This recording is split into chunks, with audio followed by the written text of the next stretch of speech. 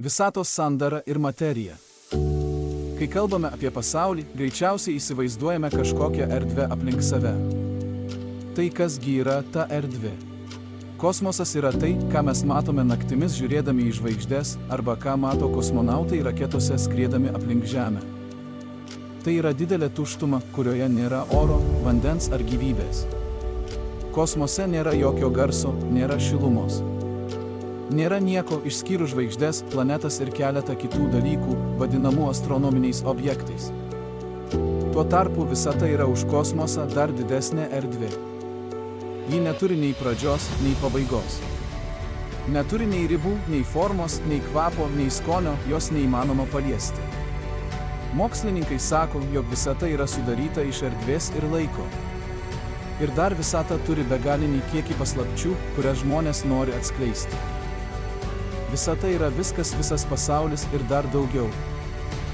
Galime sakyti, jog kosmosas yra lyg viena knyga, o visata yra viso pasaulio knygos ir netgi tos, kurios dar net nėra parašytos.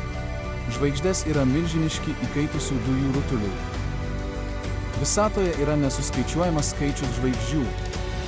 Kai kurios yra labai didelės, o kitos labai mažos. Žemei artimiausia žvaigždė yra Saulė. Dėka Saulės šviesos bei šilumos mes esame gyvi. Jeigu jos nebūtų, mes sušaltumėme mirtinai. Žvaigždės mėgsta būriuotis grupėmis arba spiečiais. Tokios didelės žvaigždžių grupės vadinamos galaktikomis. Galaktika, kurioje gyvename, mes vadinama paukščių taku.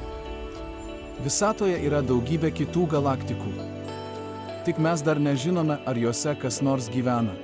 Mūsų planeta yra Žemė ir mes vadiname ją namais. Tačiau yra daug kitų planetų, kuriomis mokslininkai domisi. Saulės sistemoje yra 8 mums žinomos planetos, kurios skrieja aplink Saulę ir lyg vaikai šeimoje šildosi nuo mamos Saulės spindulių.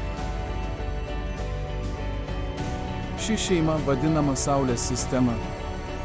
Vienas iš šių vaikų yra mūsų Žemė, kuri turi savo palydovą Mėnulį. Kiti 7 Saulės vaikai yra Merkurijus, Venera, Marsas, Jupiteris, Saturnas, Uranas ir Neptūnas.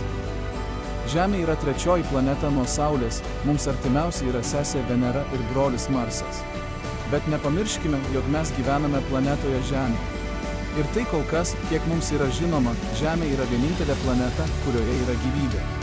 Todėl ją turime saugoti ir ją rūpintis. Nes jeigu ją taip užteršime, jog nebegalėsime kvėpuoti jos orų ar gerti jos vandens, tiesiog mirsime, nes neturime kur išsikraustyti.